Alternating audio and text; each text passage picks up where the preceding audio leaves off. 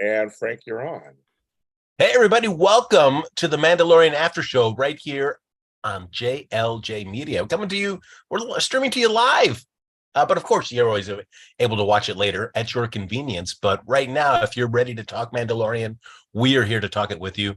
As always, we couldn't do this without our founding father, the man who makes it all possible, our Jedi Knight himself, James Lott Jr., who's watching from a remove, because he's having problems processing his feelings about this season of The Mandalorian. Yeah, you said that he was our founder. Does that make us his foundlings? There you go. Well, I hope so. Yeah. until he adopts you, John. Speaking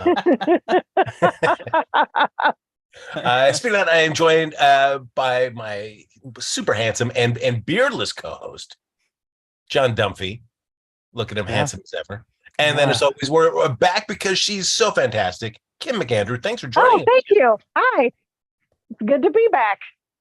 So, of course, we'll be covering the last two episodes of The Mandalorian, episodes 7 and 8, chapters 23 and 24, The Spies and the Return. Dun, dun, dun. So before we get into both of those in depth, Kim, I'll start with you. What did you think overall? I know you guys get so sick of hearing this from me, but I loved it. We're sick of it, Kim. All right, see you later. I loved it. I did. It was just, I've gotten into the habit of literally eating a bowl of cereal when I watch these episodes, because I just feel like it's Saturday morning and I'm watching Land of the Lost. It's just so good, and it just takes me back. And I really, really like it. I like that there's happy endings and everybody's good at the end. And what can I say? I'm a simple woman with simple needs, and that was.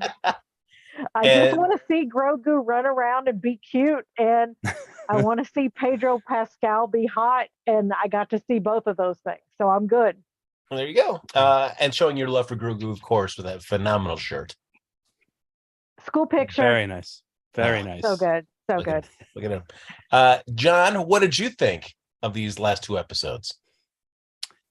I loved them. I did. There's a few things in there that I was a little disappointed about that we'll get into, I'm sure. But overall, I really thought these were two very good episodes. And I know it is almost fitting that we're talking about them on the same night, because while it is episode 7 and 8, chapter 23 and 24, this did really feel like one big finale, these two episodes. Yeah.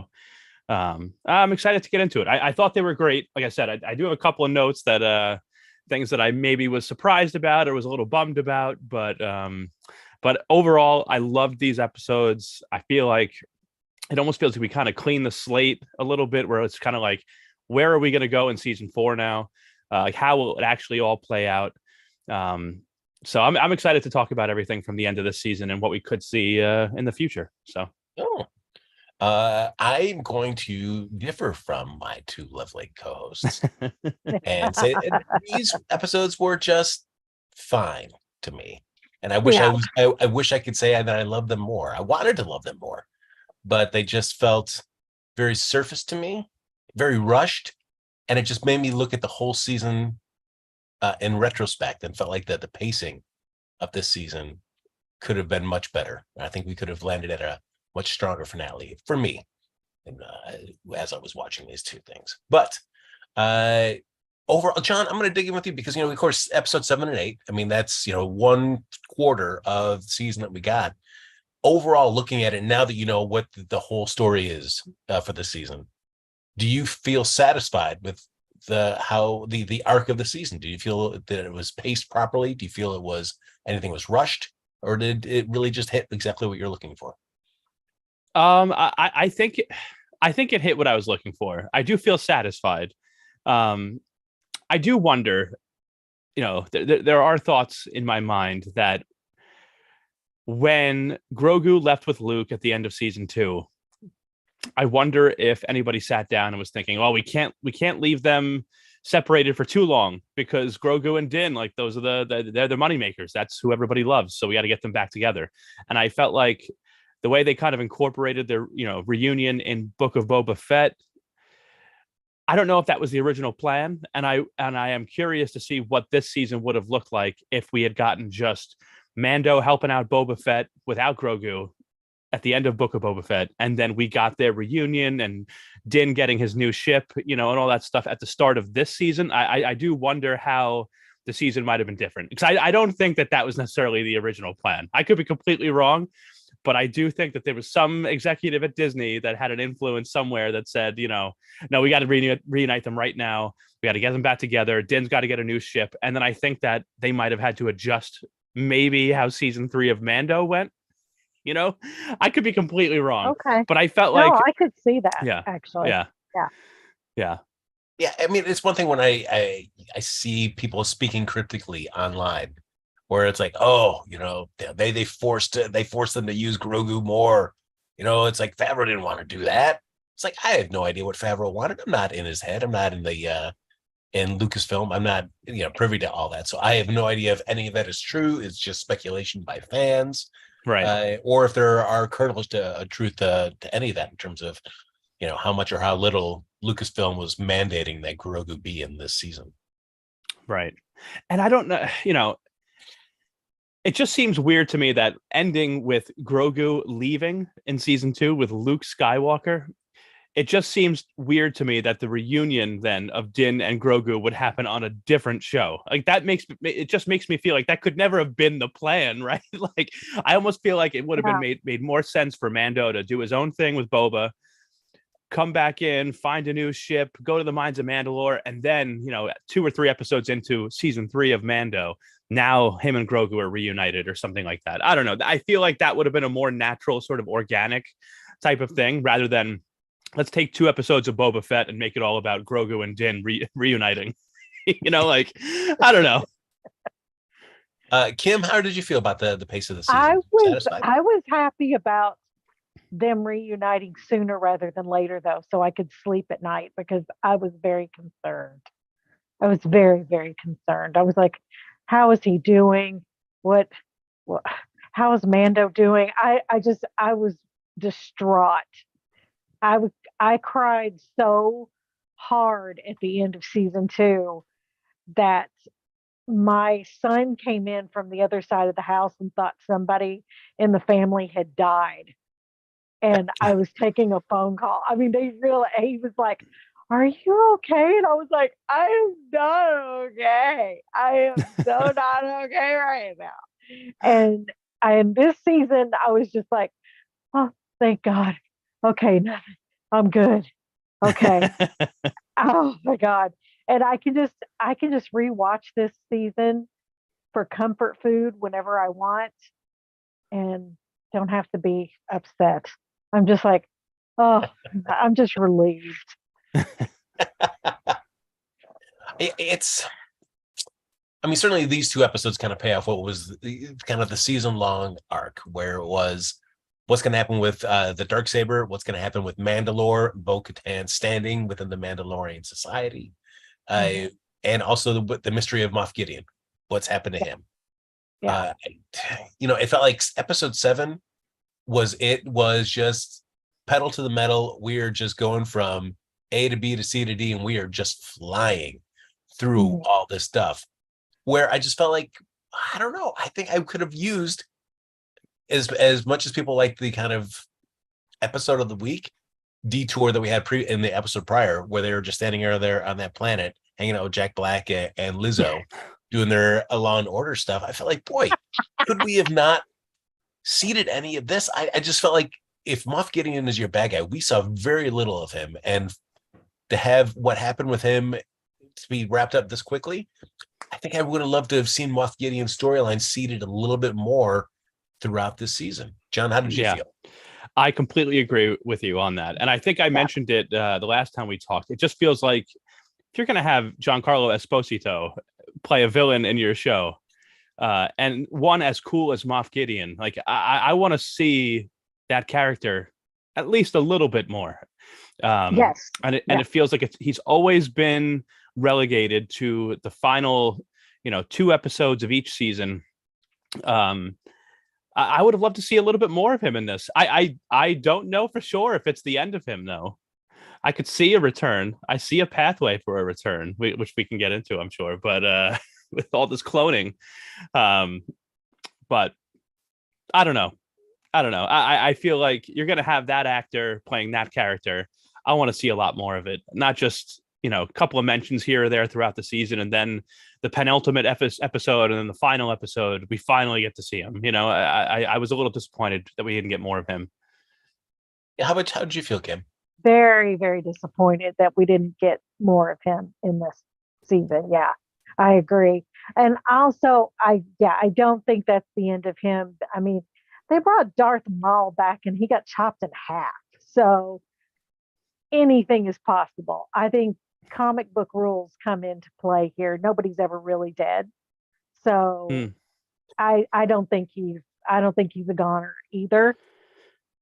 Now, my counterpoint to that, to both of you, would be, in a world where Grand Admiral Thrawn exists, does Moff Gideon, is he as cool? Is he a superfluous? Do we need a Moff Gideon if you got your Grand Admiral Thrawn? Right. No, Grand Admiral Thrawn is one of my favorite villains of all time. Mm-hmm. But I don't know. And it could just be the end of Moff Gideon. It certainly could. But I feel like a guy like that, especially having people in place like Elia Kane, who's on Coruscant, still working for him. He clearly has people working for him. And I wouldn't be surprised if he had a couple of clones stashed off world somewhere, where possibly we could see a Moff Gideon clone pop up again. So, I wouldn't be surprised to see him again. Also wouldn't be surprised to not see him again. Wouldn't be disappointed either way, because either we get more Moff Gideon or it means that now we've moved on to Thrawn. That's what I feel like. So That's true. I was willing to cut a lot of slack to the episode that we did spend on Coruscant, just because it certainly was one of the longest episodes of the season, and it was a really big change of pace. But because I thought, who knows where this is going to lead and kind of seed the rest of the season. And now, having reached the end of it, it definitely makes that episode stand out to me, where it's like, did we need to have that episode? Or even if we needed parts of it, could it have been a split part where we could have also focused on furthering the Moff Gideon side of stuff, or just shortening up the Mandalorian aspects? Kim, how did you feel? It was just kind of a waste of an episode. I really wish they had spent maybe half of that with half of Gideon, maybe, since it was such a long episode. Maybe just cut to what he was up to. But then again, it would ruin the surprise of guess what planet he's been on this whole time, kind of surprise. So I don't know. I feel like if we could have gotten more Moff Gideon, I would have been very happy about that, for sure. Yeah. Well, Kim, all right. So you break it in. Basically, episode 7 is our Mandalorians realizing, hey, we're not going to just be comfortable hanging out on this planet here, Navarro. We're going to go, like, we're going to retake our planet. That's our plan. So as much, they just give Carl Weathers just like, hey, thanks for that great offer, but we're out. And they fly back to Mandalore, and they're trying to go through the process of reclaiming their land. But we do find out that, hey, guess what? Who's been here the whole time? You didn't know this, but Gideon is here. This huge plan of what he's going to be doing with the Mandalorian resources to further his agenda and kind of reorganizing, restructuring, reigniting the Empire in the galaxy. So, John, given that, I don't know. It's like I felt like even having that revelation, it's like I think I would have been the like, whoa, they've been on Mandalore. He's been on Mandalore the whole time. That's why they didn't want the Mandalorians coming back to the planet so they could use it for their own purposes. I felt like the shock of that in episode 7 wasn't worth the payoff of just such a truncated and rapid storyline at the end of the season. I would have been fine. Give me that revelation earlier in the season. Right. And let me kind of see more of that build up. I agree. because especially with the title of the 7th episode of the season, The Spies, before this finale, my mind was all over the place. Who are the spies? Right? Is it is it the armorer who seems to my keep God. right? She Everybody wants thought it to was the armor. right, like she wants to have all this control over her covert, telling people that Mandalore is cursed. Din finds out that that's not true. He goes there, finds the living waters. Why is she trying to keep people away from there? Why is she trying to keep these factions of Mandalorians so separated? It's like and keep them fighting with each other. And then getting to this, like the pirates, the Mandalorian pirates that they met on Mandalore. How do these people survive for all this time? Could they be the spies? Are they the people that are like, oh, they're intercepting them before they get to the Great Forge and all that? And then once their ship was destroyed by that big Star Wars monster, they actually led them down into the Great Forge. Almost, it could have been viewed as like a trap. And people were thinking Axe Woves is the spy. I felt like if we got that reveal that this like Imperial remnant base was down in the core of Mandalore, and that either the armorer or these pirates were spies or whatever, or Axe Woves or whoever, I felt like it would have been way more impactful to me and way more like, way more of like a shock. Like, wow, the armorer this whole time from season 1 has had this on her mind. I would have been like blown away, but we didn't really get any of that. Mm-mm. Certainly at least a lot of the visual stuff. They were spending a lot of time in episode 7 with the armor, taking the injured pirates up to their ship, and you're like, boy, it seems like they spent so much time cutting back to her in the ship piloting it up there that you felt like something was up, right? And nothing ever comes of it. Nothing. TikTok just lit up going, it was the armor the whole time. Here's the proof. And it was like all of these clips and everything. And I was like, oh man, how did I miss that? How did I miss that? And then it turns out we didn't miss anything because it's not her. And I don't know. They just kind of dropped that second spy. And I'm like, but you could have done something with that. I don't know. I feel like, they dropped the ball there. They could have done something cool with that. Yeah, I mean, because certainly John Favreau's sitting there in the editing room and he's helping, he's putting together this episode. So he's seeing those shots and the way that it is setting up the idea that, like, if we keep seeing her, this is important for a reason, right? Right. I mean, he's putting those moments in there, and yet we're not really getting any payoff, and it's really confusing. So, John, did you feel, certainly after episode 7, everybody has their speculations, there's got to be a spy? Could it be Axe? Could it be the armorer? Somebody's in with Moff Gideon, because how does he get all this Beskar shaped and formed into all these suits of armor? So he's got to have an inside person on the Mandalorians. Did you feel that was the case? And how did you feel in episode 8 when it's revealed that, guess what? As far as we know, nobody was. Yeah, I expected a big betrayal. I expected a very big betrayal, a heartbreaking betrayal that we did not get. Now, I've been reading online a bit that people feel that this could have been sort of like a biblical reference, the spies,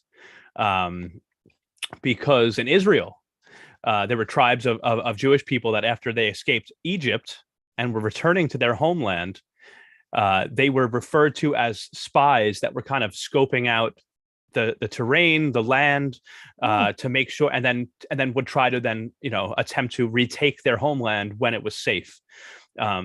So there are some people that feel online, again, this is all speculation, just people sharing their opinions online, but that the Mandalorians themselves, that group trying to retake their homeland, could have been the spies that were sort of scouting out the land, making sure it was safe before they then brought the rest of the settlers in to like really retake their home. But I took it as, especially when the episode that was titled The Spies starts off with Elia Kane sending a message from Coruscant to Moff Gideon, I take it as spies that are working as double agents, trying to betray somebody. But that's another explanation that I have seen online, is that it could have been almost like a biblical sort of reference. All right. I certainly we also get our boy Grogu he is certainly not immobile in episode 7. We do get a somewhat payoff to like, what are we going to do with IG-11? We still have this thing that we set up in episode 1 that was so important to Mando that he needed to go and find the necessary parts, and then he gave up. But that didn't stop them. The folks on Navarro, they ended up putting like an exoskeleton. That's what they've kind of turned IG-11 into, and they give it to Grogu to let him walk around. And admittedly, as much as I find Grogu irritating, I did enjoy seeing him in the exoskeleton there, and being able to say yes, no. Yeah. The Carl Weathers grandpa moment was, I think, my favorite, when he was like, he's too young to operate. He's like, oh, no. Let's just see if he fits. Let's just let him try to my office. And I'm like, that is such a grandpa thing to say. Holy crap. And yeah, he was like, just let him try it out. It'll be fine. I'm just like, oh my God. He is such a total grandpa to Grogu right now. Because so John, funny. his I feel like Mando's, Grogu's capability scale is very sliding, because he'll let him fight another foundling to practice with that, do some training. But no, put him in an IG-11 exoskeleton. No way. He is too young. This is not going to work. Yeah, no, I thought it was funny. I love the whole thing. The yes, no, yes, no. And I did, like Kim was saying, I really enjoyed the sort of like grandpa versus grandson versus dad sort of moment of like, I bought him this toy, and the dad being like, oh, he's not ready for that. And then the kid and the grandpa just like outvoting the dad. And now, sorry, that's it now. I really enjoyed that. But there was a moment where I was watching Grogu operate this thing where I was kind of wondering, I was like, is this some foreshadowing that like Grogu's first Mandalorian armor, his suit, will be sort of like an exo suit? Because like people have wondered, like, how are you going to put a helmet on that head with the ears sticking out? How is he's so small, and he's always going to be small even 900 years from now, right? We know from Yoda. So like, how do you make that work? And maybe whatever suit of armor he gets as his first, Mandalorian suit will be just him sitting sort of in the core of it, like the chest of it, operating it and controlling it that way. And I felt like maybe we could be sort of seeing a little bit of how that could work. I don't know. Yeah. And Moff Gideon's armor, you were saying that it was like Iron Man. You could hear it mechanically moving when he walked. And I'm like, that's kind of a prototype for future Grogu armor. Yeah, definitely. Well, he makes it work, especially when he gets over back to Mandalore, and is able to navigate all the cracks and crevices easily enough. He's able to get through everything that's going on there. So Mando going, "You're gonna have to keep up, kid." Well, we end with the big revelation on episode 7 that, hey, guess what, everybody? It's not just that we do see Moff Gideon kind of talking to some of the other people, the agents of the Empire, that all have their little factions. They're all doing a nice little hollow chat. Great way to spend an afternoon, a little hollow chat. But Moff is all about like, hey, I need more support so I can squash the Mandalorians before they become a nuisance and try to retake their home planet. And so he gets that. So before we dive into the ending of episode 7, as much as we've talked about Andor and we love kind of seeing the inner politics of the Empire side at play, Kim, when we get to see little snippets of it here in The Mandalorian, how satisfying was that for you? It was good because it's starting to tie it to the sequel trilogy in the movies. So you're seeing the beginnings of the First Order and trying to bring, Palpatine back. And so they don't say specifically what they're working on, but we know what they're working on because we've already seen how it ends. So it was interesting to see them come together and just kind of the, round table of evil and just discuss their evil plans. And we're all like, yeah, we know what you're up to, but It's not going to work, but okay. Well, and John, I mean, Grand Admiral Thrawn is a person of interest, and yet Moff Gideon's like, hey, what's so great about him? Where's he supposed to be? Isn't he supposed to be here? Where's he going? What's he doing? What's he up to? Yeah. No, that it was super interesting to see that. Because you heard one of them actually mention like, oh, if the New Republic finds out that we're anything more than just unorganized warlords, they'll start taking a closer look. So like, it was cool to see how organized they really are, but still like with this internal power struggle that's going on. And it seemed like two of them, like it was Pelion and Hux, General Hux's father from the sequel trilogy was in this Shadow Council, which was like, what? But seeing that and then seeing Pelion, who was like really the one supporting Thrawn, and how those two had all the resources that they needed, everything was great with them. But then Gideon and pretty much the rest of the Shadow Council kind of felt like they were having to scrape by, find resources wherever they could and all that. So it's like interesting to see this, like the remnants of the Empire that will eventually become the First Order, kind of like they're way more organized than they want the New Republic to think, but they're also still kind of scraping by and internally struggling and jockeying for power. So like that was very, very cool to see, honestly. Yeah. On a side note, though, John, is there anything that we could see leading up to, including the return of Thrawn and his big foray to whatever storyline he's going to be kicking off, that's going to get you excited about the status quo of the sequel trilogy? I don't know. I honestly don't know. I have to see how the story plays out. I love Thrawn. I love, all the characters in Mando, especially like Bo-Katan and Din Djarin and Grogu. And I love, all the Star Wars Rebels characters that we're going to start getting in live action. So I think that with Favreau and Filoni at the helm, with all those characters, I think that they can, I have full confidence that they can put together like a really great story that will be very entertaining and can sort of smoothly lead into that sequel trilogy, I hope. Because some of these characters, I mean, are just, we all love Mandalorian. I know some of us have watched Rebels, some of us haven't, right? But like those stories, those characters are so good. And I trust Dave Filoni and Jon Favreau also. But and knowing that they're planning this movie, that's eventually going to come out to kind of wrap everything up and tie everything together. I think we're going to get at least, the first season of Ahsoka now, another season of The Mandalorian, and then another season of Ahsoka. And I think that movie is supposed to come out in like 2026. That sort of wraps everything up.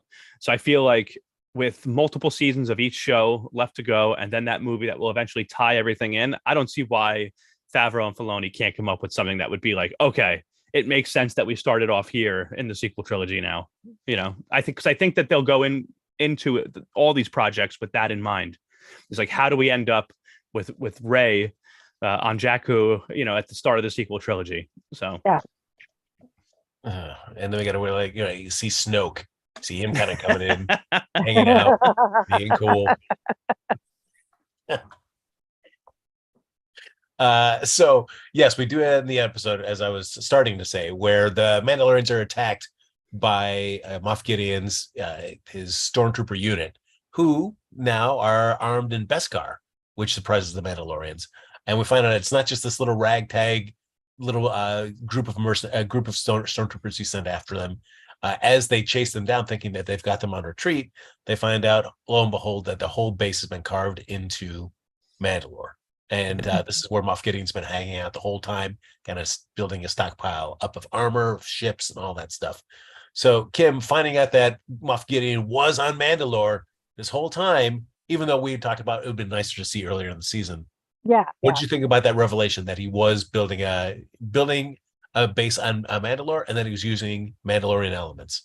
It totally surprised me. I didn't see it coming, and I usually, I'm like, oh yeah, okay, now this is going to happen. But I was just, whoa, it totally surprised me and shocked me, and it was great. So it was a wonderful surprise. But yeah, I really Yeah, I wish we'd seen it earlier in the season. And even if, Mando and the group didn't know what was going on, we did. Right. And saw them just walking into it and going, no, that kind of thing. I think I that would agree. have been a little bit better. John, how did you feel? Was it a nice reveal to you, even though it was kind of late in the season? Yeah, it was surprising. It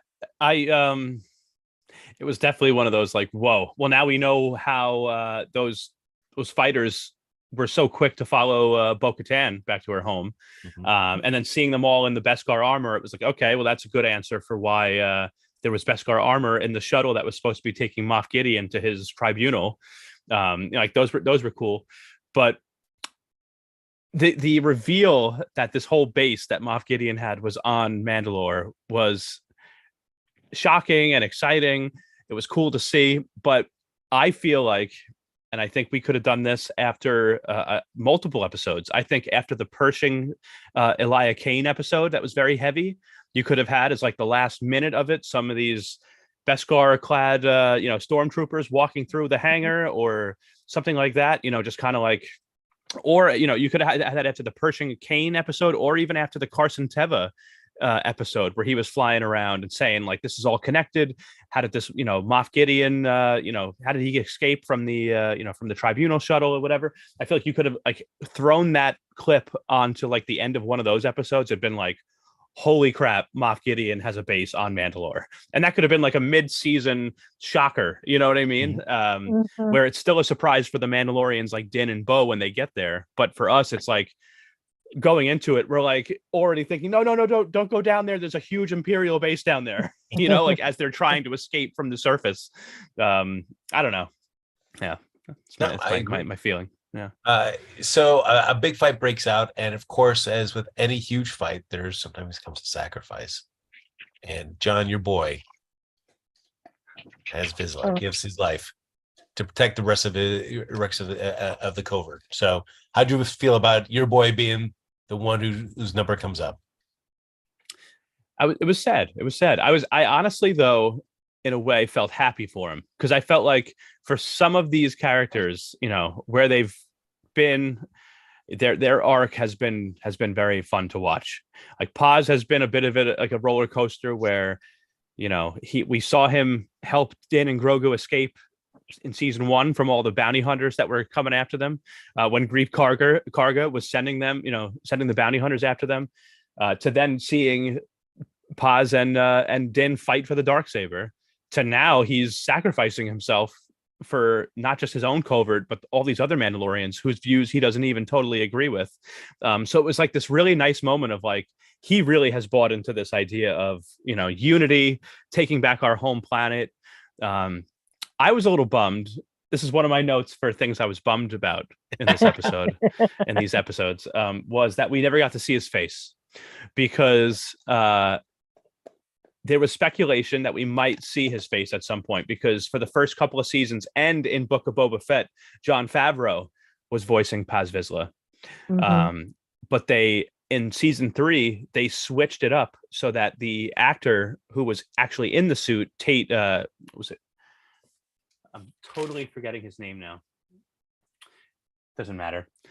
But yeah, the actor who was actually in the suit portraying the character physically was now the one that was voicing the character. So there were people speculating maybe he's going to take his mask off. Maybe we'll see Paz Vizsla's face. So like the fact that he's just gone now and he's out of the show and he's out of the story and never even got to show his face. I don't know. I'm a little bummed. But he went out as you're saying, he went out on a high note. I mean, it wasn't just fighting some of the white stormtroopers, but then also some of the Praetorian Guard. Yeah. Show up, which was a nice surprise to see those guys rearing their head up there. By the way, it was Tate Fletcher played Paz Vizsla in the suit. Tate Fletcher, nice. Who was also in Breaking Bad, like Giancarlo Esposito, and one of our Mandalorian pirates that we got was Skinny Pete in Breaking Bad. So lots of Breaking Bad actors. Sorry to interrupt. It never apologize, John, if you're dropping some Breaking Bad casting knowledge. No.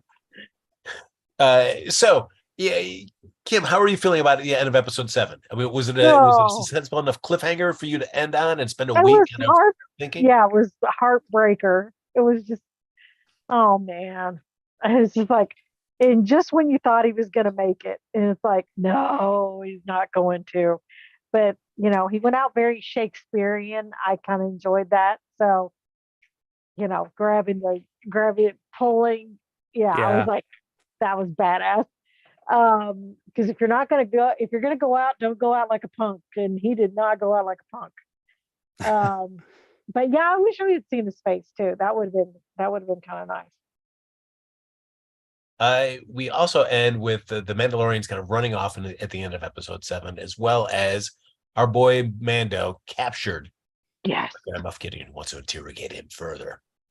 But when we get going in episode 8, sure enough, while our Mandalorians are on the run, our boy Mando is able to break out of being held by these two guys. So that capture and interrogation, just a minor red herring, just to let Mando get out.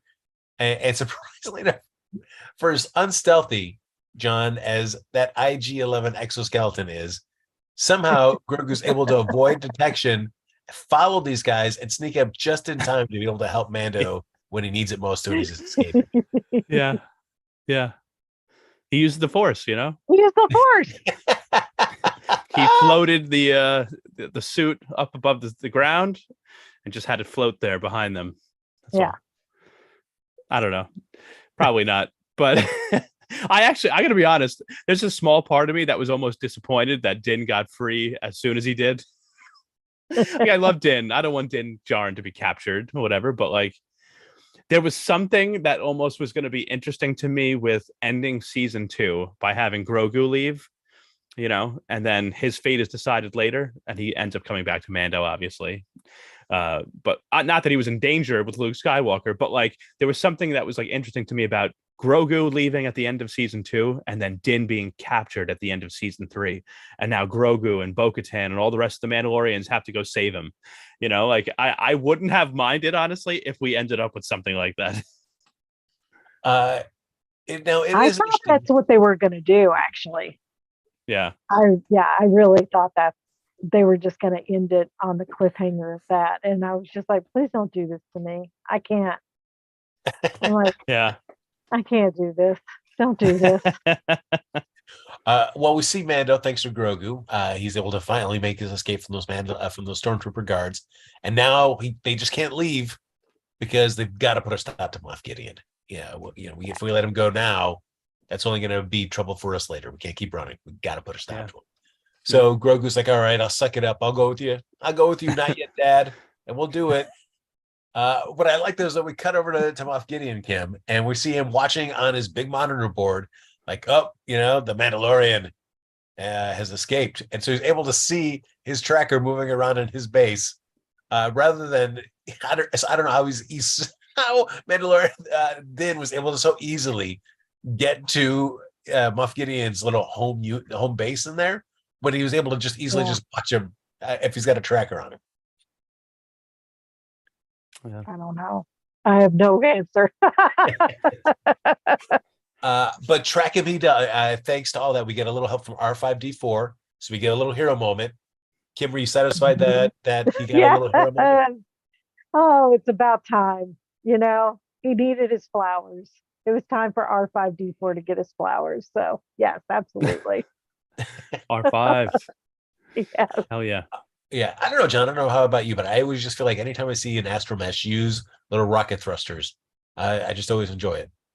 Oh yeah, puts a smile on my face, definitely. Especially when they're flying away from a bunch of annoying mouse droids. Yeah, with their little like police car siren lights going off. What was that? Oh man, I'm so glad that R5 ended up being such a big part of the season. I think that's yeah. And I do like Mando at one point saying, "Sorry, I don't speak binary."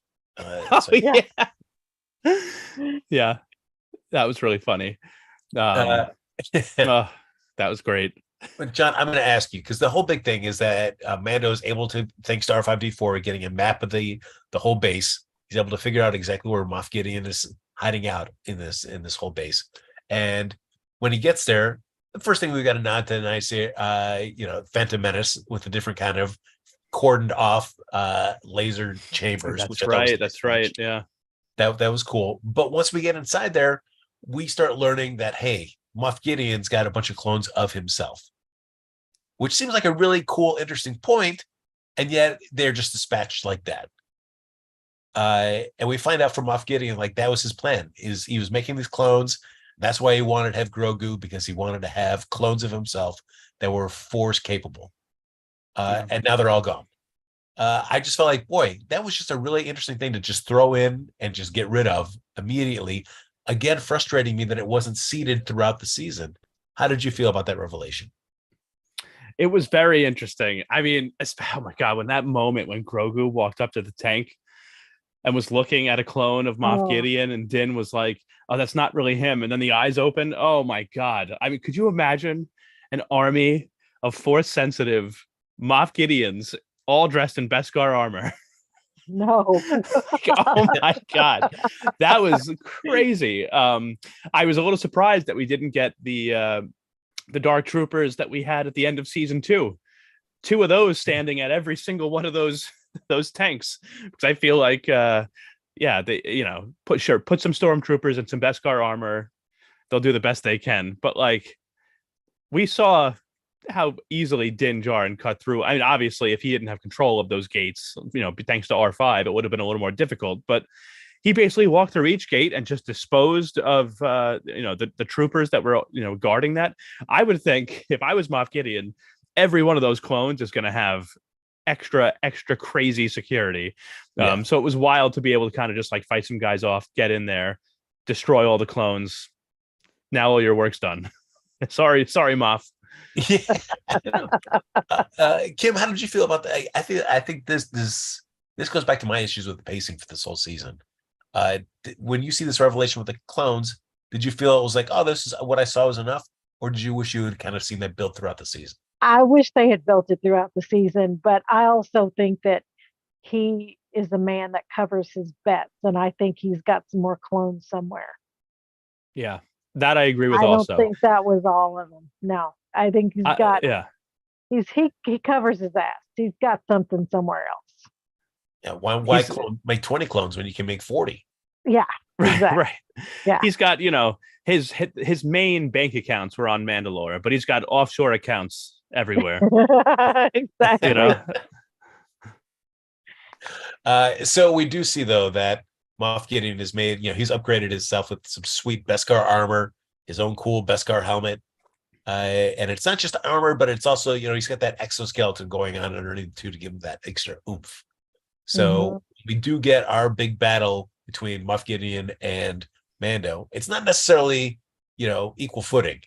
As awesome as Mando is, he's not rocking an exoskeleton that's going to give him extra juice. True. Kim, how did you feel about seeing, Moff versus Mando Part 2? Oh, finally. It was like, okay, we're finally going to get to see them fight again. And I really, really liked, Bo showing up and saying, go take care of your kid, and I've got this, and letting her, wield the dark saber against him and have that big fight, because she needed to get a piece of Moff Gideon after all that she's been through. She deserved it. So I enjoyed watching that very, very much. John, for me, as somebody that's complained about Grogu a lot in this series, especially this season, I felt when Mando and he take on the Praetorian Guards, that was a nice back and forth and seeing like how the two of them could work together. How did you feel about that sequence? I agree with you. And I actually, while watching it, I thought of you. And I said, I was like, this is going to be a Grogu moment that Frank likes. I can tell. He's not walking. He's not jumping. He's not grabbing food to himself. Mando's fighting, doing most of the action. Grogu is not moving around too much, but he's using the Force part where he can to push a weapon further away from Din's opponent, or tripping a guy up when he can, or whatever. It's like Grogu's getting involved, doing things on his own, using the Force. It was a great moment, I thought, for Grogu. Yeah. This was one of my favorite moments for Grogu in the whole series, really. Yeah, I agree, Kim. I'm going to let you, because I know you much love Grogu. So I love him. I thought of both of you actually when he was running around on the trellis up above, because I know you guys don't like it when he walks, and I'm like, I go, yay, every time he walks. I'm okay with his walk. Sometimes with the flips and the jumps, I'm a little unsure, but the walking, I'm actually okay with. I agree. I thought like this was a great use of Grogu and his Force capabilities, and seeing how him and Din could operate together in a fight, because I'm sure it's not going to be the last time we're going to see the two of them stuck in a sticky situation. And so it was a nice evolution of their relationship from the past 2 seasons to now. Yeah, definitely agree. Can I also add about the Mando and the Moff Gideon fight real quick? There was one thing that I was thinking about during it, is that the first time that they fought, it was cool to see the Darksaber and that Beskar spear. But I felt like Moff Gideon, I was expecting like just more out of, I guess. Like, we know that Din is a great fighter, but I was just expecting more out of Moff Gideon. And it felt to me in that fight like Mando was pretty, like, it was pretty easy for him to sort of overpower Moff in that first fight at the end of season 2.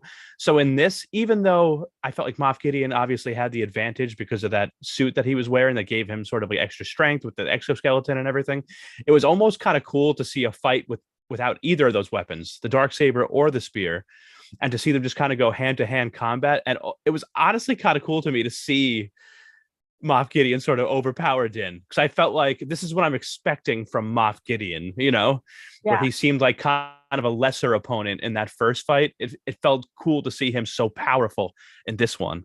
And I feel like part of the reason he was kind of leading Mando and Grogu to his chamber was because he felt like he was going to be able to overpower Mando, and he probably wasn't going to have any backup like Bo-Katan, because his whole fleet was about to go destroy the Mandalorian's fleet. So he probably just expected it to be Moff and Din one-on-one, but he got a surprise.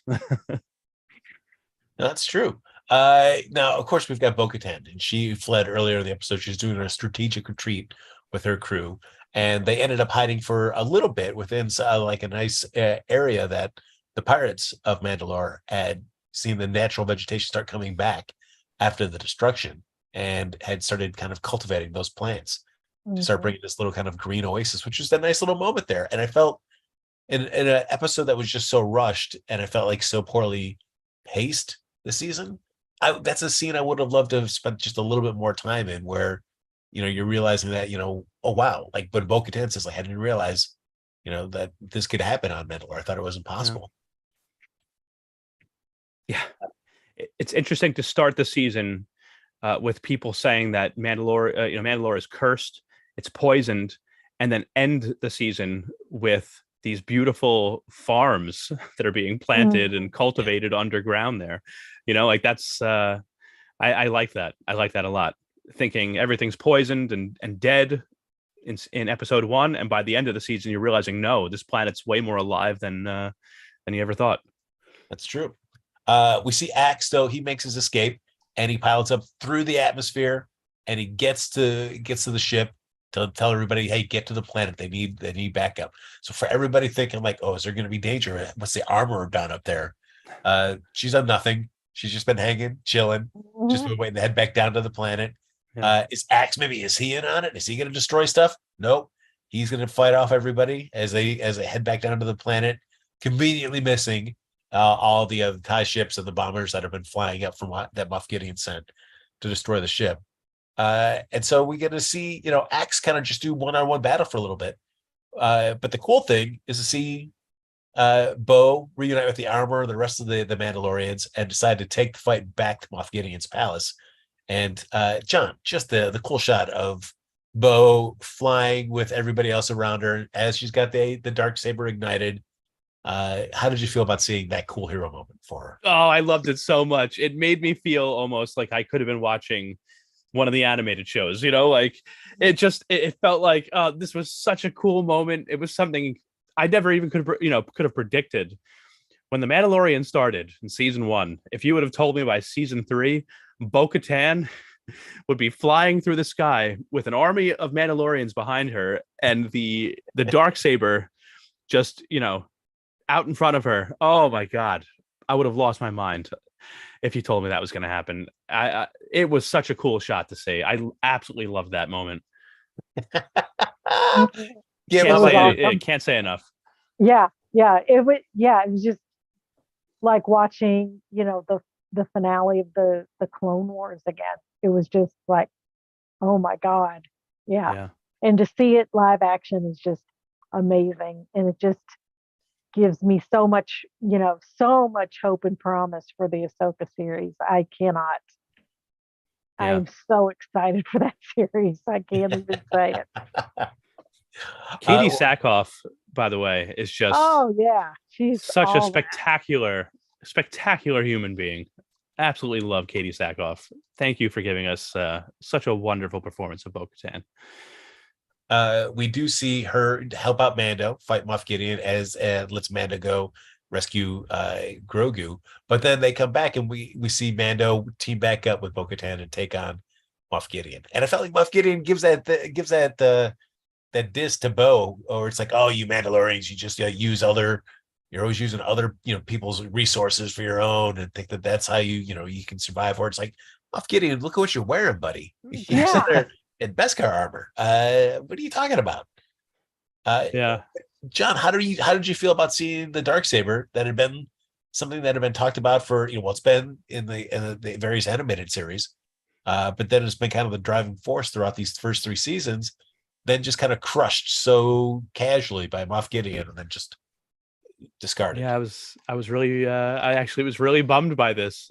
So bummed that I wrote down in my notes that this was one of the things I was bummed about, that the Darksaber was destroyed. I feel like it's such an important, artifact, weapon. It's such a, it's such an important thing. It's always been, when we've seen it in any of the Star Wars stories, it's been like such a revered piece of history. And to just see it crushed like this. And I know it seems like in this season, they're kind of trying to hint at the Darksaber, because Mando even said that him and his covert, to them, the Darksaber doesn't really mean anything. And we know that the Mythosaur is hanging out on Mandalore. So I feel like they're setting it up for that to be the new thing that shows you are the leader. If you can tame the Mythosaur, you are the leader of Mandalore. But I feel like you could have done that without destroying the Darksaber. I still love the Darksaber. Now, Kim, do you feel the Darksaber is destroyed? Because we do see the explosion of Ax's ship as he crashes it into Moff's base, and everything goes up in that huge fireball. Is it melted and destroyed in the course of that, or did it survive? And if it was rebuilt, would you want to see that? I think the armor is going to rebuild it. Okay. And it's going to be just slightly different. And I think she's going to make a special weapon for Bo, and I think it'll be kind of inspired by the Darksaber. I don't think it'll be. I think it served its purpose. It was, in their lore, it was, it was supposed to, fulfill a promise that they would lead Mandalore back into a new age. It did that. Now it's gone, and now it's time to build something new. And I think that's why it fulfilled its purpose, and that's why it's gone. But it is kind of a bummer that it is gone now. All right, but you know what? Thank you, Kim. You've made me feel better, honestly. Yeah. Listening to your words, you sold me. You sold me. I'm in. It's very Excalibur-ish, and it would have been better if they had thrown it into the water with the Mythosaur to be found later. But I think the armor is going to make something brand new. Okay. All right. Yeah. Look at that. But you've restored John's faith, because I can see his heart breaking a little bit. Yeah. And you've taken that shattered It's heart and started putting it yeah, together. it's I the feel I feel renewed. I it's feel like I've bathed in the waters of Mandalore. it's the Arthurian nerd in me. Everything comes back to King Arthur for me. It's ridiculous.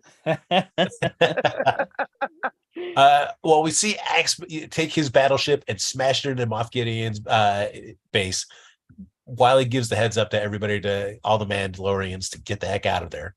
The only ones that don't do it, though, are Bo, our boy Mando, as well as Grogu. But when everything blows up, we see at least what it looks like. At least, is he not? Moff Gideon kind of consumed in the flames of that explosion. But Grogu, using the Force, creates like a little Force bubble. I did like that. Bo, at least, she did the effort. I'm going to put my little wrist shield up. Yeah. Guys, My I made little an wrist effort. shield. I made the effort, guys. I get credit, right? Yeah, exactly. But we see Grogu save the day. And what I did like about it, though, is at the end, he did one of those things where after showing off of the Force, he passes out. At least this one, he just sat down. Yeah. Which is, like, for me, was an improvement. All right. And he had also, right before that, been fighting the Praetorian guards. So yes, he was busy. He's tired, little guy. Yeah. He was a tired little man. I liked her. I liked her little shield. I thought it was kind of like a mom arm in the car when you put your arm out. They looked like a little family. Yeah, they looked like a little family it's sitting like, there. You had to do the mom car arm, and that was the equivalent of hers. I loved watching Grogu, though, making the little protective bubble for them in the midst of the fire, and he did an I am Groot. Yeah, he did an I am Groot. It also gave me a flashback to Rebels with Kanan Jarrus holding the fire back with the Force, and yeah, I got that was an awesome moment. Really love that. Well, it looks like everybody's won. Yeah, other than Paz, everybody's lived, everybody survived. We go back down to the waters of Mandalore, and we see Paz's son redo the oath, which I don't know why, because it was interrupted at the beginning of the season. He almost got eaten the first time. Yeah, right. So I guess at no other time did they try to redo the oath. They just said, like, if we ever get back to the waters of Mandalore, we'll just do a redo. So he's just been waiting. But they do that hit to them. And then, of course, Mando shows up with Grogu and says, hey, let's do it. Let's kick him up to, apprentice. And we get a moment where it's, John the Armorer says, oh, only, he still can't speak his creed, Mando. We know that already. The boy can't say any words.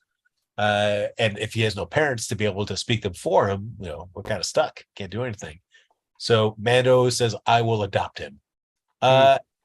John, I guess everybody felt like this is already a relationship that was already in place. Right. But did you feel like it needed to be verbally said aloud, everybody, that Din was going to officially take Grogu on as his son? So I didn't need it, but I loved it. Like, it was one of those things that was like, I know that they're father and son, but to hear it become official, and now he moves from foundling to apprentice, that was really, really nice, I thought. I also thought it was very interesting that he was named an apprentice, and then he looked and reached down to the water, and the camera shot down to the mythosaur, and the mythosaur opened its eye, just as Grogu went from foundling to apprentice, and looked at the water. I thought that was an interesting way to end the entire season. Were you? When I saw that shot, I was like, "Is the mythosaur going to come up out of the water to show, like, hey, everybody, I'm really here the whole time. I'm here."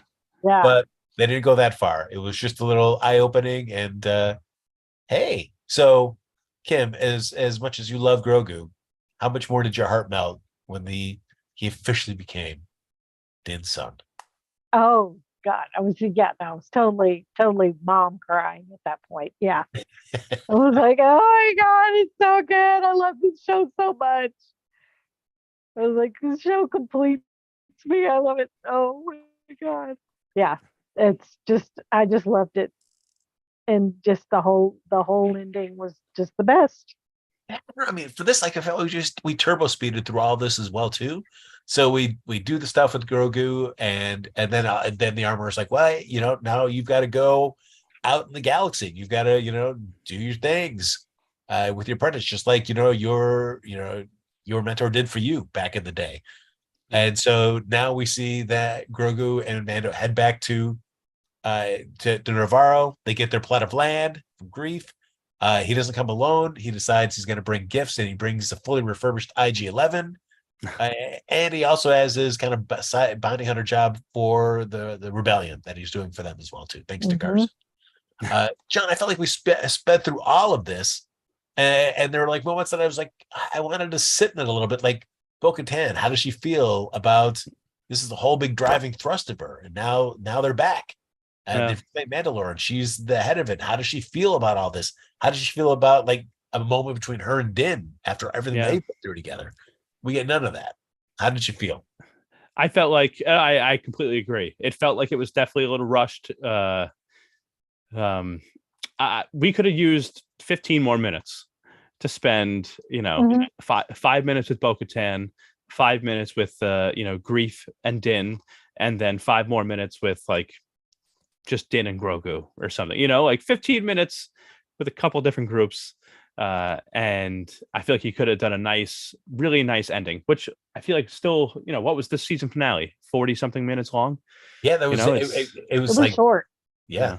38, I think, before the credits started. Oh, before credits. Yeah. So even 10 minutes, you could have done something that would have felt a little more just, natural. Yeah. But Grogu got his chicken nuggies at the end, though, at the bar. He got chicken nuggets finally. I was so happy. I was like, "Are those?" I like backed it up. I was like, "Are those chicken nuggets?" I'm like, "Oh my god, they gave him chicken nuggets finally." James, you've decided to share your face with everybody now. You've finally caught up the course of the season, The Mandalorian. Overall, how are you feeling? Are you more like me, a bitter, jaded old man who doesn't care? Or are you young and hopeful, like Kim and John, about the promises of tomorrow and what they have to bring for the galaxy of tomorrow? Well, I'm definitely jaded and old, not young and tender anymore. I as I say, I'm more tenderized than I am tender. So you guys did, of course, everybody give it up for these three. They gave just a great review the last 3 weeks.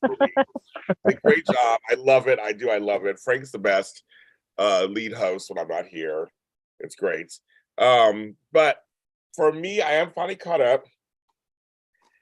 I felt the season was uneven.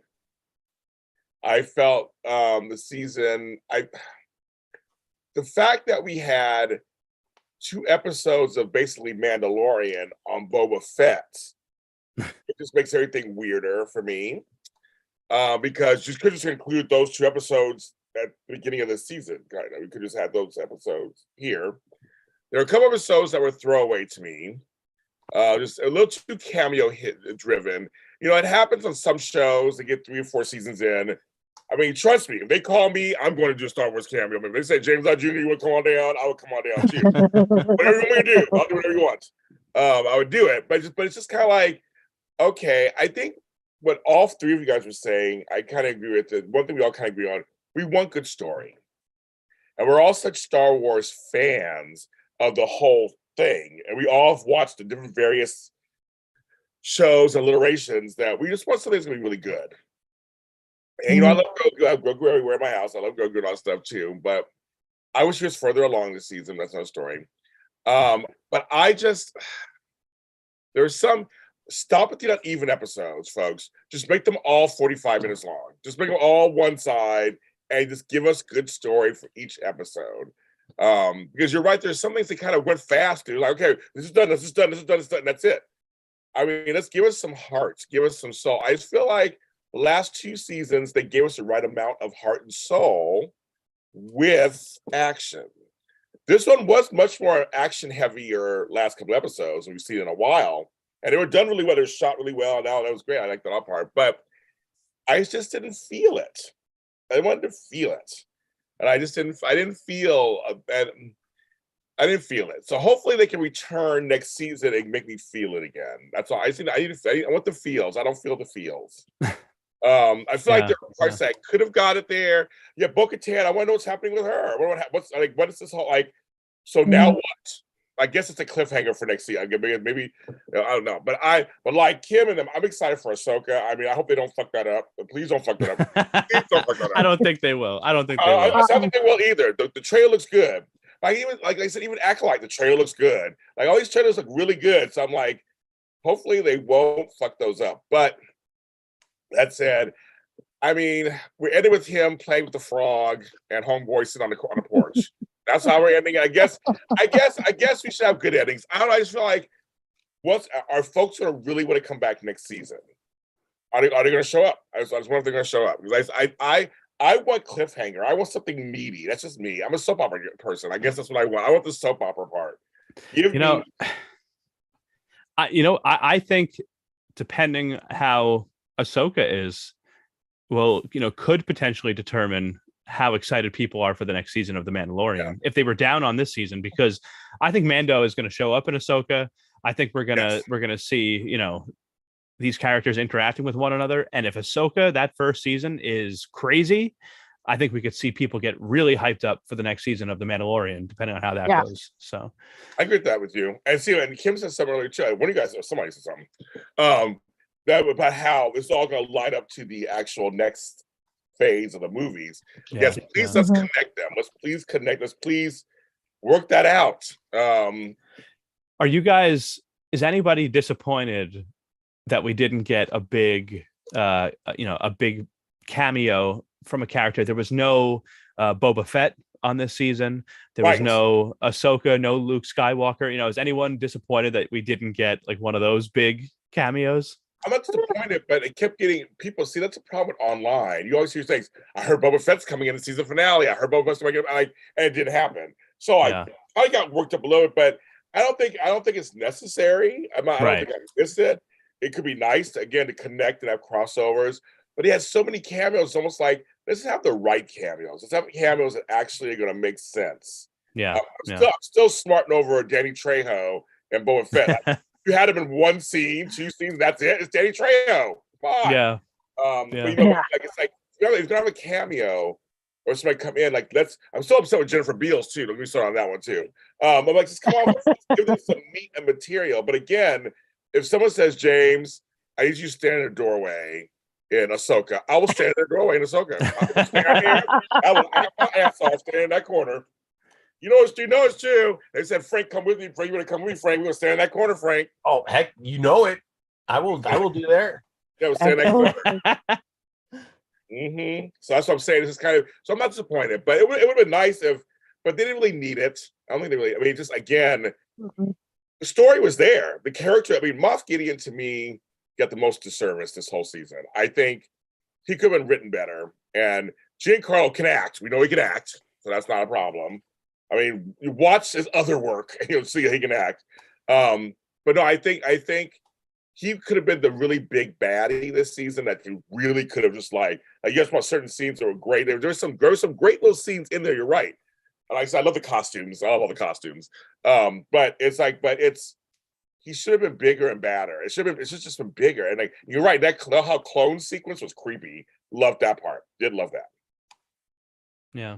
Yeah, it's just it's tough to be excited about the bad guy. It's just when everything was so rushed at the end of the season, I just wanted.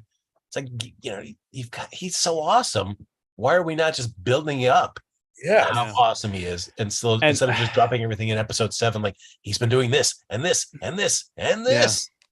And I think it would have gone a long way to include even just one even if it's a very short scene. At some point in that Pershing Kane episode on Coruscant, and then in that one episode where we see that there's a hint of Beskar in the shuttle that he escaped out of, if you put one short little scene in each of those episodes of Moff Gideon saying or doing something, I feel like it would have even added that much more to the whole last 2 episodes we got. Well, you know, John, this is what me and Frank deal with soap operas every day. We're always like, if they added just one 30-second scene to explain something. No, seriously, it happens all the time. We're like, add one little scene that just has these 2 characters just talking about something. They would bind it together. So John, I agree with that. It's like they say, just throw a little, because you're already giving us throwaway scenes as it is. Let's just throw another scene in there. Actually, will make sense. Yeah. I mean, the interesting thing is, like, Jon Favreau's already said that he's written season 4 already. Okay. So, and it's one of those things where it's like, is there any time for reflection? Not that you want to do everything that the fans say, right. But do you want to just at least hear feedback about what's working, what's not? Like, is there something I should be tweaking before you start really diving into the next season worth of scripts? Maybe that happened. He had that kind of self-reflection after season 3, and after seeing it being filmed, he was like, "Oh yeah, maybe I should have changed the pace on some stuff." But I don't know. Well, you 3, what is it? What do you guys think the next is the next season storyline dependent on Ahsoka and that? I mean, what do we think? What's next? What's the storyline? I'm talking about what's the storyline? What's next? I mean, I feel like it's got to be something to do with. I mean, Ahsoka's thing is going to be Thrawn coming back, right? And I feel like that's going to start tipping where everything's going. And if Mando's helping the rebellion out with stuff they need, I guess that's probably going to start leading him into more kind of Thrawn orbit. That'll then all start leading. It'll be a domino event that would lead up to the movie. I would love that. I mean, for me, I'm a Thrawn. I read the trilogy, the books. I mean, I'm happy. I mean, also I read the Republic series and everything, so I'm happy for. I mean, you want to go that direction, great. But I'm just like, do you think they'll do it? Yeah. Well, that whole Shadow Council too, that they were talking to. Yes. They all were aware that Gideon had this base on Mandalore. So you would think if something happens there and Gideon's dead, there's going to be some, ships from the Imperial remnants that are going to be coming in to check out, well, what happened here? What's going on? And maybe that sets up another battle for the Mandalorians that are trying to retake their planet, Yeah. I gotta admit, the Mandalorians have lost that huge cruiser. So I mean, they've got their other ships, but that's going to be tough if you've got anybody from the Empire wants to come by and pay a little vengeance, or just quash the Mandalorian up, return, quickly. You all come by. We're going to stop on by, stop on through. Let's go to Mandalore. Okay, Frank. We're going to stop on through. Bring a plate. No. I don't know. I'm not excited for next season. I'm just not excited. I'm more excited for Ahsoka and the other shows than I am for next season. So I guess I'll wait for Ahsoka to happen, which we will be doing the after show for that here. And I guess we'll just see, right? I guess we'll have to make judgment after that series. Yeah. I mean, I would assume that if Thrawn being so strategic that like he is, if he finds out that Mandalore is kind of starting to rise up again, the first thing he's going to do is he's want to eliminate that. So how does how does Mandalore prevent another destruction of their planet? Or is that just redundant? That's just redundant? Like you attacking Mandalore? Is that what you're dealing with? Do we want to see that again? Not really, but I also don't know like how you wouldn't, because it would seem like them being bombed out was so important to the Empire originally, because of because of what they could represent. How would the Empire want to continue making their moves and let Mandalore just sit there and continue to grow? Okay. But not that I want to see it, but I also just think, but it's also that's the case though, right? You're making sense. I'm not excited about that you're making sense, but you're making sense. Okay. I mean, Frank's saying some stuff makes sense, but I'm like, I just can't wait for Ahsoka. I can't wait for Ahsoka. That's all I'm going to say. So excited. That's all I'll say. And Kim will be back for that too, because we have to have the female voice, obviously. And Ahsoka, we have to have a female voice. So a female nerd voice, we have to have it. So she'll be. I felt like I'm hoping Ahsoka is really good, but I feel like Andor's been the only thing that's really, in and of itself, has been something fantastic that you're like, boy, this is just great. But I feel like whether it's been Book of Boba Fett, or Obi-Wan, or now this season The Mandalorian, it's just chasing, like hoping that the next thing is going to give you the fix that you've been wanting that you didn't get for the current season of whatever it is that you're watching. I agree. I think each of those series had moments of greatness for me, and then moments of like, But Andor for me, I liked it from the beginning to the end. I'm shocked how much I liked Andor. I'm shocked. It's fantastic. It really is so good. I'm shocked. And I will say I did enjoy Bad Batch season 1. I really enjoyed that. And I enjoyed what was the other one? And Rebels. I enjoyed that. Yeah. Rebels, great. I did enjoy those also. Like I was like, oh, this will be fun. Clone Wars is good too. I mean, I got to that late. The other ones I had to watch when they came out, but I'm gonna watch Bad Batch too. I can't wait I gotta watch all that. So good. So good. Such a great season. I'm excited. And also the another new 9 shorts that are coming out. Titans or whatever. So I remember we did a show in the last ones. Remember we did a show in the last 9. We did them. Yeah. So I'm gonna watch them. I'm gonna watch them again, the little shorts. So and see how they do. Well, they better be good. Everything better be good, Frank. Everything. We're gonna tell you all about it, folks. Yes. There you go. Well, holy cow. Folks, Ezra A.S. says we're getting ready to wrap up this episode of the Mandalorian Aftershow here on JLJ Media. Is there any final words any of you want to say other than just that it's been fantastic to be together, talk Star Wars with a bunch of just attractive looking people? This is the way. Much, yeah. This is the way.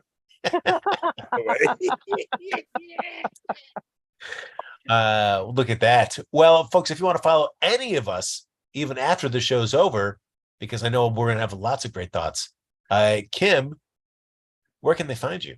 You can find me on pretty much every platform at inplainsight.style. Oh, my word. John? Find me at JDunn, DUN, as in Nancy, not JDumb. JDunn89. You can find me on Twitter and Instagram. And yeah, if you like competitive reality TV, follow at Scratch Chat Pod on Twitter and Instagram. You know, there you go. That's me. Me, you can find on Twitter and Instagram at Happy Go Jackie. James Lott Jr., our guiding light, our Jedi Master. Where can they find you? They can find me, you can find me at JDumb89. Yes, exactly. You can find we're all James Lott Jr. is sold at James Lott Jr. on all social media platforms. I want to personally thank you guys for tuning into the Mandalorian After Show, our 3rd season. You can check out the last season, which had a different host. It was me and Ryan Nielsen. Shout out to Ryan. You can check that out here also on JLJ Media. We didn't do a 1st season because I was at AfterBuzz TV. So if you want to actually see me talking about it with Steph Sabra and Ryan Nielsen, go to, well, I don't even know if it's still up anymore. You can try Popcorn Talk on YouTube, and maybe you can find episode season 1. I don't know it's there. Frank, I don't even know it's there anymore. You try that. Try Popcorn Talk Network, I guess. I mean, of course they are, James. If you're on it, they're going to keep it. But there, okay. Well, check it out. I would check after we go. I'm check it. I'm curious. But the internet is unable to remove any James Lott Jr. related content. It's unable to. I'm like, I don't know if we're still up. But that's what season 1 is. So we didn't do a season 1 here because there was no JLJ Media yet. But season 2 and 3 are now up for audio and video. So you check us out anywhere. And of course, we have a Boba Fett after show. You can check out Obi-Wan Kenobi.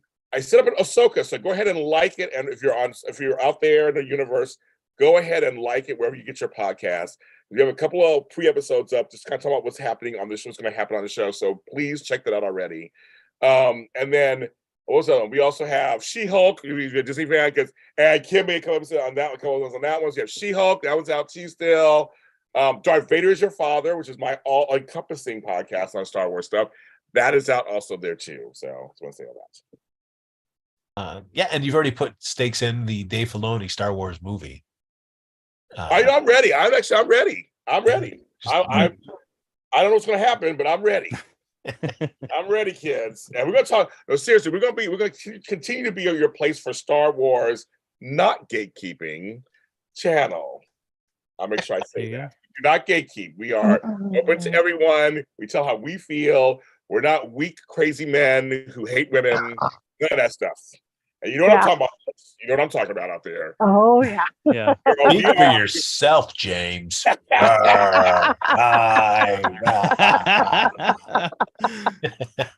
for Frank. Except for Frank. The rest of us, we're strong people who support everyone in the universe. Yeah. Except for Frank. But you know Look who at you all are. those- Look at all those books behind him. He's surely evil.